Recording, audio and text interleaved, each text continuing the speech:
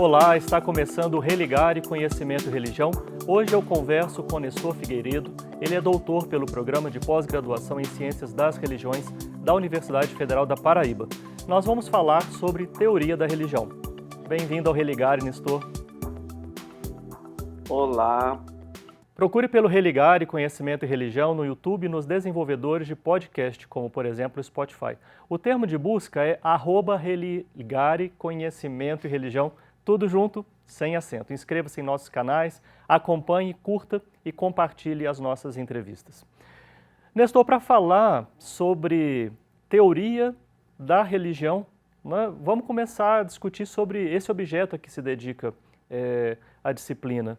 E muito nesse debate começa pela questão da nomenclatura, esse termo religião, a que se refere especificamente? Então, a tese que é o objeto de nossa conversa aqui, ela se concentra exatamente sobre essa questão de religião, é o título, religião como objeto de ciência, né? Então, ela procura justamente trabalhar em cima desse objeto. O que é, para começar, religião? Essa é uma questão que vem desde a fundação da ciência da religião, o início ali, em 1870, institucional, né? Quando Max Müller profere, né, as preleções dele em 1870, e a partir dali ele já começa a trabalhar essa questão definicional. Afinal, o que é religião? Ou o que é esse objeto que estudamos? Que essa ciência quer trabalhar, quer estudar, quer investigar. Então, a tese, na verdade, ela faz um levantamento bem extenso, né, dessa questão, que começa lá no século XIX, atravessa o século XX até agora, chegar no século XXI, a gente continua debatendo essa questão central, uma questão metateórica central, que define a disciplina enquanto empreendimento científico. Sim. Então, a tese ela se concentra, sobretudo, nessa questão. Então, ela considera, por exemplo, linhas que defendem essa necessidade metodológica, né? Ou seja, precisamos ter uma definição cientificamente estabelecida. Tem uma linha dentro da própria disciplina que simplesmente diz que não precisa, que na verdade isso vai atrapalhar, e tem uma linha que admite em determinados contextos, que seria um relativismo definicional. A tese ela vai optar e vai defender a ideia de que sim, precisamos de uma definição para entender esse objeto sob investigação. Então, ela vai apresentar vários autores, né? Ela vai considerar isso também no período clássico da disciplina. Ela considera no período que eu chamo de fenomenológico, que seria uma terceira fase, e também considera no período cognitivo evolucionário, próprio da ciência cognitiva da religião. Então, ela faz um apanhado de 150 anos. Nesse sentido, ela acaba sendo bastante densa, apesar da amplitude, né? Ela consegue ser bastante densa nesse sentido. Então, excelente, é uma tese para ler e reler. Até para mim produzir, eu tenho que, periodicamente, voltar a esse texto, porque tem muitos autores, foi uma pesquisa extensa, demorou bastante, né? Mas chegamos a esse termo, né?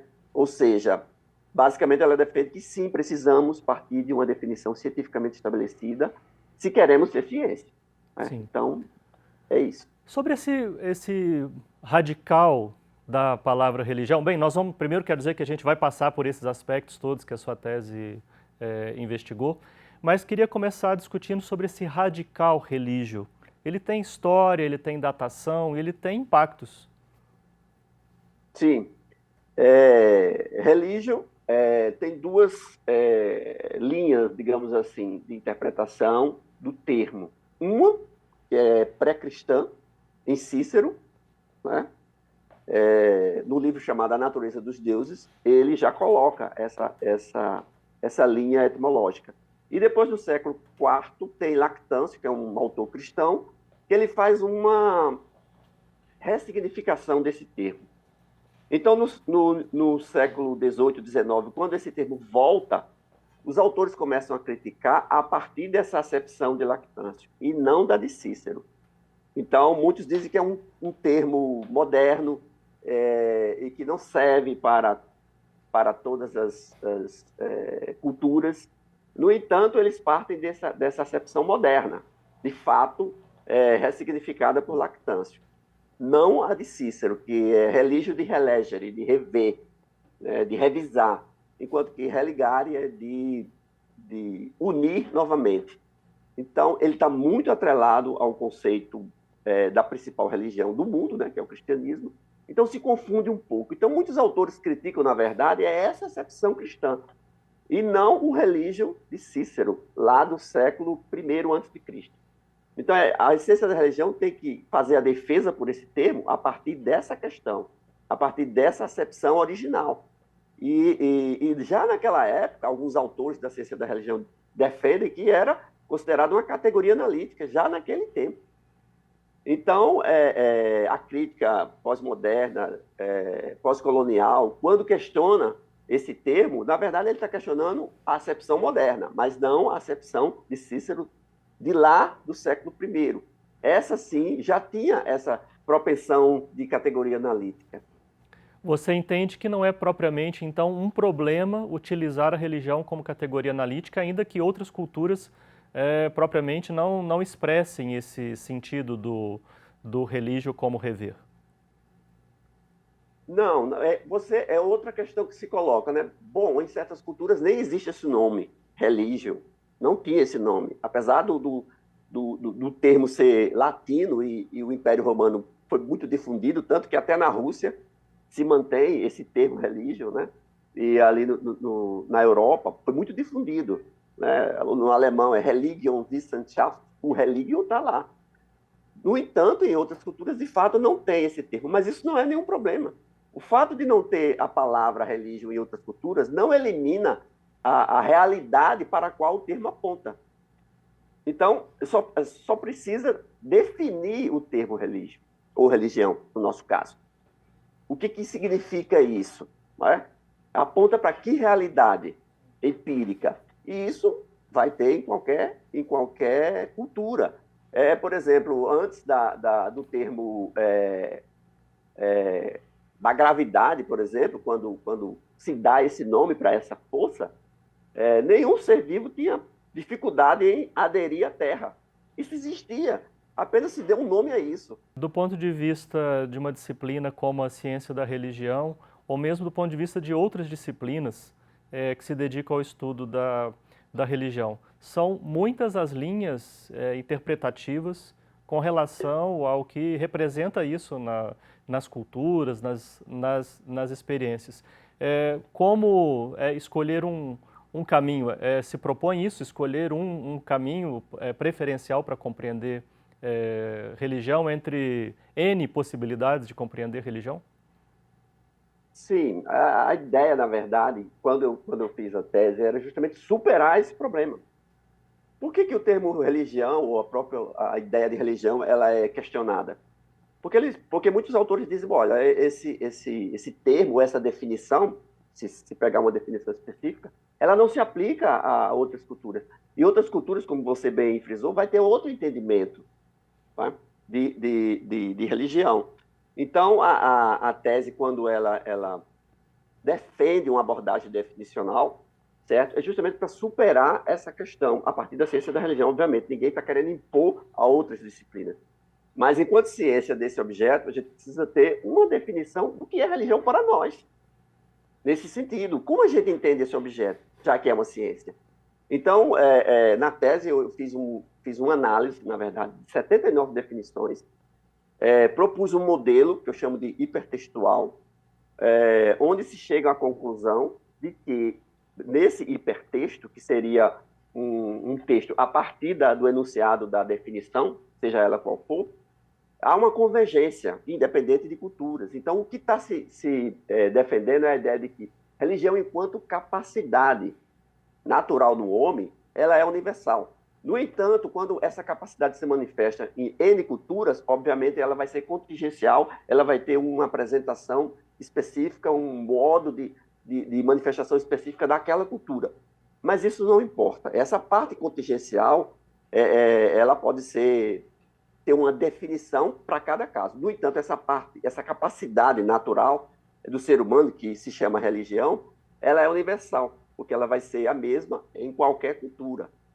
Esse é o entendimento básico. E nas definições que eu fiz a análise, esse modelo hipertextual sobre o qual eu estou falando, existe uma relação de modos existenciais.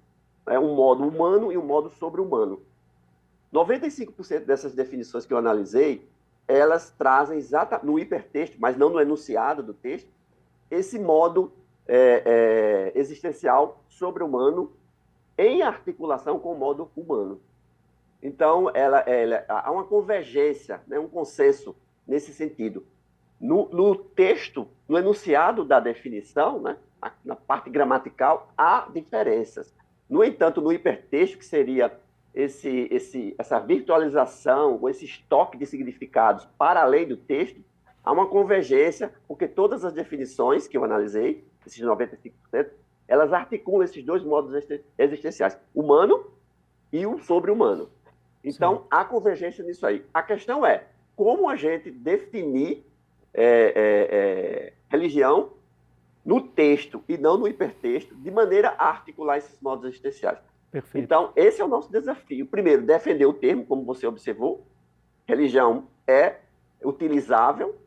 E depois, propor um enunciado que contenha esses modos existenciais. Você já ia dizer sobre algum exemplo, né, para compreender essa categoria analítica do hipertexto que você propõe para o estudo do termo religião? Sim. Em primeiro lugar, esse modelo que eu propus estar na tese, ele não é tão fácil de explicar assim, e para as pessoas compreenderem, eu preciso realmente, por isso que eu vou dar esse exemplo, porque vai facilitar um pouco, né? Mas o modelo hipertextual, ele trabalha com, eu estou lendo aqui, um estoque de significados gerados pelo texto de cada definição em particular. Então, vamos pegar uma definição de dois filósofos. Eu vou primeiro citar de Kant, que ele diz que religião é o reconhecimento de todos os nossos deveres como mandamentos divinos. Depois de Schleiermacher, é um filósofo também. Religião consiste em nossa consciência de dependência absoluta de algo que, embora nos determine, não podemos determinar por sua vez. Vamos para uma terceira de outro filósofo, Spencer. Religião é o reconhecimento de que todas as coisas são são manifestações de um poder que transcende nosso conhecimento. E depois de um antropólogo, o Tylor, a religião é a crença em seres espirituais. Veja que cada definição dessa, ela diz uma coisa aparentemente diferente. Na primeira, eu chamo a atenção para mandamentos divinos. Na segunda, ele fala em algo que nos determina. Na terceira, fala em poder que transcende. E na quarta, seres espirituais. Então, aqui há aquela ideia de articulação de modos existenciais, modos de existir. Nós, né? E o outro modo de existência, que é o sobre-humano. Então, mandamentos divinos, algo que nos determina, poder que transcende e seres espirituais, é esse sobre-humano. Então, no texto, isso vai aparecer de forma diferente. No hipertexto, que é esse estoque de significados a partir do texto, que não aparece no texto, ele é virtual, né? Daí hiper está suspenso ali, ligado por links de significado ou links semânticos. Você percebe que elas estão tratando da mesma coisa. Elas estão falando, elas estão articulando um modo existencial nosso, ser humano, e um modo sobre-humano, que está acima de nós. Então, elas vão fazer, na prática, a mesma coisa. Então, elas convergem, sim, e têm um consenso. O desafio é a ciência da religião encontrar uma formulação gramatical, sintática mesmo, né? Uma frase e que compreenda todo esse processo. E que aí sim haveria um consenso. E a partir daí ela funcione propondo teorias, metodologias, porque isso abre um campo, define o escopo da ciência e também a agenda. E não fica uma coisa tão dissipada, não dissipa tanta energia, porque você vai trabalhar em conjunto. Vários cientistas trabalhando a partir de um ponto consensual, minimamente consensual. Só para terminar, Outra definição, essa de James Martineau, ele diz assim, esse é específico, crença em Deus eterno, em um Deus eterno, isto é, em uma mente e vontade divinas, governando o universo e mantendo relações morais com a humanidade. Veja, novamente, ele está articulando dois modos existenciais, só que está usando a palavra Deus. Os outros não usam Deus, usam divino, usam poder, seres, mas esse é o sobre-humano. Essa é a dimensão sobre-humana que ela é articulada, né, com nós humanos. Né? Lembrando que esse poder sobre-humano é uma postulação nossa. A ciência da religião não está interessada em provar se existe ou não esse sobre-humano. Ela está de investigar a partir do que nós afirmamos existir, certo? E veja a diferença de outra definição de um autor chamado F.H. Bradley. Olha a diferença. Ele diz assim, religião é antes a tentativa de expressar a realidade completa da bondade através de cada aspecto do nosso ser. Veja que não há o elemento sobre-humano aí. Ele simplesmente não articula isso. Bem, apenas a parte da bondade do ser. Então, qualquer filosofia de vida, qualquer cosmovisão humana preenche esse requisito aqui. Mas ele está aquém desse outro aspecto do sobre-humano.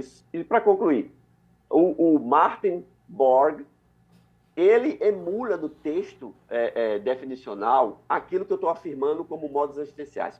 Você disse também no início da nossa conversa que, passando pelos momentos clássicos da disciplina, pelo momento fenomenológico, você se dedicou também a um momento mais recente com a ciência cognitiva da religião.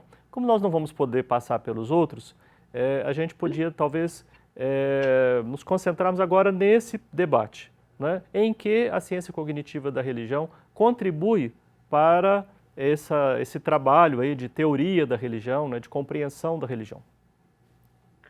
Certo. Porque, primeiro, que a ciência cognitiva da religião ela é desconhecida ainda no Brasil. Poucos autores trabalham essa perspectiva. Lá fora, não. É uma coisa bem difundida. Ela surge em meados de 80, 90 do século passado, né, 1990, com um livro chamado Repensando a Religião, de Thomas Lawson e Robert Macaulay, que era um cientista da religião e um filósofo. Veja que eles estão emulando exatamente o início da ciência da religião, que era filosofia e história, né, como método, ambos. Então, a ciência cognitiva da religião, ela retoma a ciência clássica da religião. Isso é que é interessante. Ela dá protagonismo novamente ao aspecto da mente, religião como estrutura mental, que está lá nos clássicos. Né? A PUC Minas está fazendo um trabalho importante de tradução desses clássicos, e os estudantes brasileiros vão poder pesquisar isso em loco, numa tradução em português. E lá tem realmente Max Müller, Petro Stiller e Chantepie de la Saussaye, que estão considerados fundadores da ciência da religião do século XIX.